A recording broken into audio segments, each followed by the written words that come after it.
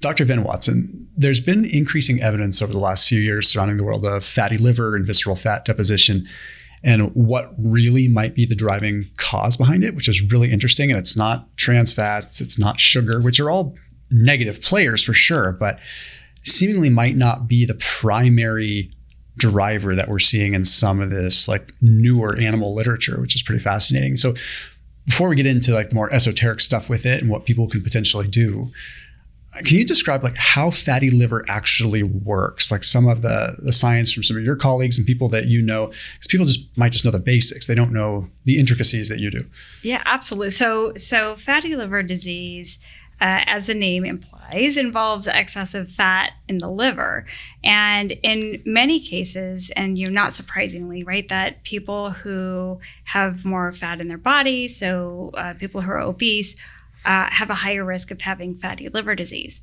The problem is that the assumption was that this was no big deal in the early days, right? It's like, well, you have fat in your body, you have visceral fat, you have fat in your liver, no big deal. It took a surprisingly long amount of time before fatty liver disease, which is now called metabolic dysfunction associated steatotic liver disease.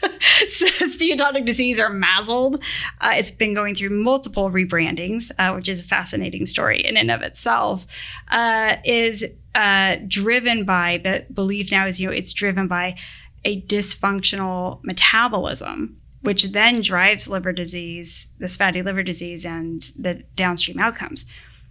Even more recently, we're coming to realize there's a growing group of people who are making a good argument that this all actually starts at the liver. And this doesn't have to be tied to obesity, that there are an increasing number of people who are thin, who are developing fatty liver disease. And in fact, it's these thin people with fatty liver disease that have the most severe and aggressive forms of fatty liver disease, that then once the liver gets impacted, it then has the downstream effects of impairing, our cholesterol, our glucose, and our insulin.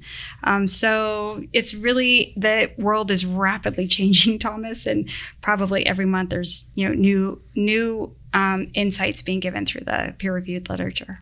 So what exactly is happening? Is it just, if it's essentially metabolic dysfunction, in a nutshell, is it just an inability for the liver to be dealing with the nutrition that's coming in, so it deposits it, or is it an insulin resistance issue? I know they're closely entangled, but like, how is the fat going through the liver and just saying, I'm going to hang out here? Right. And it's a big question because a big clue was that we haven't always had it. So fatty liver disease is relatively new disease when it's not tied to alcohol, right? So alcoholic liver disease, well-known presentation of having excess fat in the liver that progresses with inflammation, fibrosis, cirrhosis, cirrhotic liver.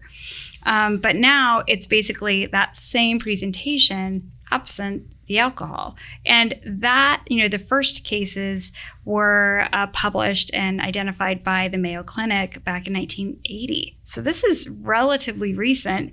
And then the most shocking part is the increase in fatty liver disease cases have gone from those first 10 or 20 cases by Mayo Clinic to now 1 in 3 people globally. Every 2 years, there's a paper published on the global prevalence of fatty liver disease. In a very short time period, it went from 25% to 33%. And now the latest study showed 38% of people globally are sitting on fatty liver disease. So this is a shocking rise in a disease that didn't exist. So it's a big clue, right? To say like, okay, something changed, something new happened that introduced this disease to the world. And that's where the hypotheses of, is it ultra-processed foods? Is it increased sugar that we've had in our diets? And that's where the dolphins provided really interesting insight, in which when we were working with Navy dolphins, we were seeing them develop fatty liver disease in almost the same time period as we were seeing it in humans. That's identical under the microscope. And clearly with dolphins, it wasn't sugar, it's not ultra-processed foods. And that's where, over a 10-year period, we were able to understand it was deficiencies in C15 that was driving this particular phenotype of fatty liver disease. and all the downstream implications. So what is happening sort of at a cellular level? We've talked about in some other topics, like, dairy fat C15 sort of stabilizing, a cell membrane. Right. But if we just get back down to like basics of like what's happening in the cell, like why is it essentially becoming rigid, and then what happens in that rigidity that it causes us to store fat in the liver?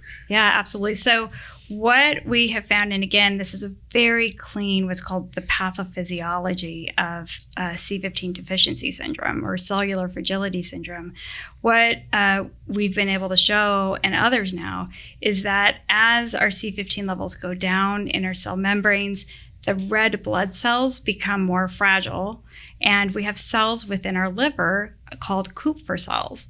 And their whole job is to engulf, not their whole job, but one of their big jobs is to engulf weak red blood cells, take them out of our system, and be able to recycle the iron and put it back in our body. What happens when you have lots of red blood cells that are fragile means that those Kupffer cells are now working overtime, and they're engulfing lots of red blood cells. And that is resulting in the corpses that are left behind, which is lots of iron, aka iron overload in the liver. And then that causes what's called dysmetabolic iron overload syndrome, or DIOS, which has now been recognized in humans and is on the rise. So it's really this fragile cell membrane resulting in iron overload. And once you have that iron in the liver, this now sets up things like fructose that we've talked about, a new form of cell death, that then spills over to the rest of the body and impacts a lot of things, including our metabolic health. So even people that are younger, like, in their 20s, 30s, sometimes even younger, are able to develop or are developing fatty liver disease. So is this something that's potentially passed down genetically with a C15 deficiency, or is it just like kids aren't drinking as much milk? Is it, or I'm sure there's other metabolic things. Obviously the whole world is in like a terrible metabolic place. Especially the Western world, or the US at least. So what happens, because they're seeing an increased rise of like adolescents with fatty liver disease. Like what's happening in their case if they haven't been around long enough to really disrupt their metabolism with poor lifestyle just yet? Right, exactly. So what we know is that there were some genetic studies done to look first at C15 levels and genetics, and they showed that remarkably, genes don't have a big influence on C15 levels, which makes sense with C15 being an essential fatty acid. Yeah. So as an essential fatty acid, mammals have evolved to use C15. And so therefore, the ones that weren't able to use C15 have kind of died out. So C15 is not driven is not driven by major genetic changes. So we can able to take that out, which is unusual because almost everything else, right, is driven by genetics. So the next thing, to be able to look at is what are the influences of diet. And we know that this whole history of taking out our primary source of C15, right, goes back to 1977 with a congressional recommendation saying that we need to avoid all saturated fatty acids, especially butter and whole fat milk. And that was geared mainly toward adults and kids, but really adults and older kids. It wasn't until there were really two phases. It wasn't until the 1990s when pediatricians then, developed these recommendations to tell parents to say, hey, as soon as your kiddo turns 2 years old, you need to take them off of whole fat milk and move them to 2% or 1% or non-fat milk. And the recommendations doubled down even more. I think it was in 1995 that said if an infant is susceptible to obesity and fatty liver disease and type 2 diabetes, then they actually should not get whole fat cow's milk ever, like throughout their childhood. So we've seen the stepwise way where you look at people who were born during this time, during the 1990s, they're now in their 30s. And this is the group that you're seeing an increased risks of coronary heart disease, of certain types of cancer, of fatty liver disease. And so it's like, oh gosh, did we set up, we've set up the world and this generation to be C15 deficient and the onset of an entirely new disease, right? Fatty liver disease. It's like, it's like, I'm not trying to make comedy of this situation, but to illustrate a point, it's like the person that is a little bit overweight. They look in the mirror and they're like, I need to make a change. I can't stand how I look. And then, then 30 years later, they look at pictures of themselves when they were at the weight that they thought they were overweight. Right. And they're like, I was in great shape. Like, oh man, if only I could look like I did then. That's like where we were in 1977. Yeah. It's just like things were a little bad. Right. And they're like, well, we need to make all these changes. And now here we are looking like, man, I wish we could be like that again. Right. Like back when we thought it was bad and really not that bad. You look at pictures of people in 1977, just, and it's like, again, you get in this situation where like look at what a beach photo looks like in 1977. And it's not to idealize any particular body type, but it's just saying like the incidence of obesity was just so much lower. And that's just physical obesity. And then you have something like fatty liver that's going to manifest even before someone, or in absence of being, having central abdominal obesity otherwise. Yeah. You're absolutely right. And what's, and obviously looking back, is always easier to identify what the issues are, but it is amazing that it's been 50 years. So we've had a long time. And like you said, the big reason for this change was at the time, exactly like what you're saying, heart disease was bad. It definitely was bad. But it was also being driven by the rise in obesity and type 2 diabetes. And when you look at the prevalence between 1977 and today, it got worse and worse and worse. And nobody has stopped to say, like, wait a second, maybe those recommendations, there are couple different scenarios that you could interpret.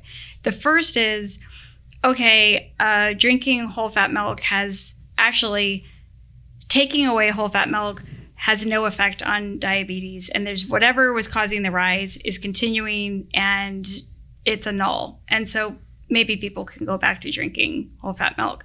The other scenario is saying that, hey, drinking whole fat milk does cause these diseases, but we just didn't get strong enough with the recommendations. So we've got to double down to bring it down, which is what happened. And then they moved it to kids. And the third is so crazy, right? It's like, wait, maybe actually drinking whole fat milk reduces our risk of obesity and type 2 diabetes. And so maybe we actually need to reverse our recommendations because we were completely wrong. And that's just too hard. Like that is, but we are at a point where you cannot explain these, this science away. Over 100 papers on nutrients within milk, including C15, that do the opposite of what the whole reason why we took milk away in the first place.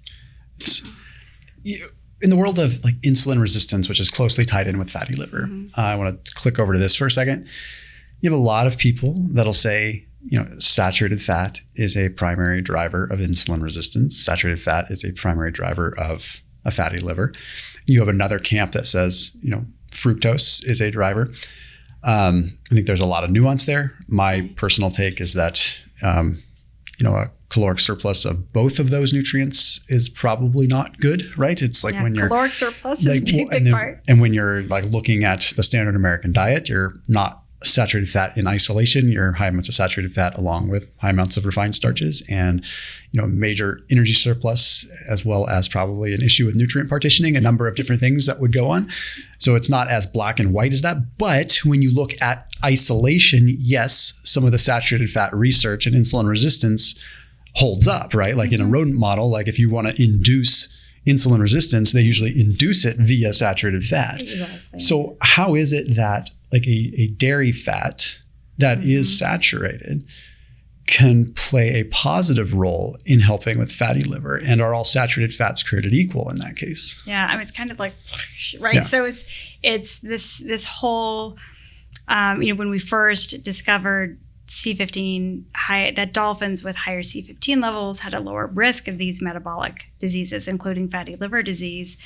it was this clean picture because they eat fish and you think that their diet overall is healthy and there's a way to make it healthier. It's mind-blowing to think that then we moved to, and the world moved to, this exact mouse model that you talked about, which is you induce diabetes and metabolic disease by giving them a high saturated fat diet. And then, we had the gall to say, and we're going to try to treat it by giving them a saturated fat that's present in butter. There's no way this is going to work. And it did. So, and multiple groups have now shown this, that C15 supplemented in isolation, so as a pure free fatty acid, successfully decreases glucose, improves insulin sensitivity, it decreases pro-inflammatory cytokines, it decreases the amount of weight gained on a high-fat diet. And it does so by activating AMPK, activating AKT, which helps to improve not only how well insulin works. A study by Bishop et al. Showed that C15 enabled a cell to handle and regulate glucose as well as insulin. So it wasn't just helping insulin, which it does that too. It was serving a mimicking role of insulin. So yes, we now know that, and then in those same studies showing that if you give that same mouse model dairy fat, it got worse, right? Liver fat, there's higher inflammation. And so what they did was they then did divide it out, and they said, let's look at individual fatty acids, saturated fats in the diet. And they tested C15, C17, and C16. And they were able to show that, C15 had the most benefits as this Goldilocks saturated fatty odd chain, saturated fat. C17 was kind of a meh. Like, it had some benefits, it had some anti-inflammatory benefits, but nothing like the suite of C15. And C16 increased inflammation, increased the amount of fat deposition, made everything worse. So in that paper, the authors concluded that whole dairy fat had a negative effect, in part because it has so much more C16 than it does C15. So like 1% of milk fat is C15. Over 40% of milk fat are these pro-inflammatory saturated fats. So it's kind of an unfair fight. So, I mean, how can just one carbon chain make that much of a difference? Like, what is happening? Not everyone knows, like, what the C15 is standing. The C stands for carbon chain, right? So it's like you take these different, all the way up to C22 is what the longest, right? Yeah. So it's like, why is it that an odd number seems to be beneficial and an even number is detrimental? Like, what is it? Is it something about how they're cleaved? Is it? Yeah, that nature's messing with us, right? It's just for sure. It's like, and if you think one carbon can create such opposite effects, it helps us better understand that we really need to understand each and every fatty acid. So what we know now is that, because we had that same question, and the world has had that same question of why in study after study, C15 and C17 are associated with better health, higher C16, C18 associated with worse health, whether it's cancer, Alzheimer's, type 2 diabetes, heart disease, fatty liver disease. And what we now know is that our body, when it metabolizes C15 and C16, when it metabolizes an odd chain, it always breaks down by 2 carbons. So as it comes apart, it gets metabolized, it's always by 2 carbons. So an odd chain saturated fatty acid always stays odd. It goes from 15 to 13 to 11. And C3 is propionic acid, which is a good, fat-burning, happy fatty acid that is anti-diabetic. Even chain saturated fatty acids, same thing. They break down by 2s, and so that gets you down to acetoacetic acid, which is pro-diabetic. So even from a metabolic standpoint, that's how an even versus an odd has differences. But even when you just take, just like Bishop did, you take C15 and C16 and you throw those molecules against, to see how well is it anti-inflammatory, anti-fibrotic. It's like night and day. So it's just fascinating that one carbon in a saturated fat can make such a big difference.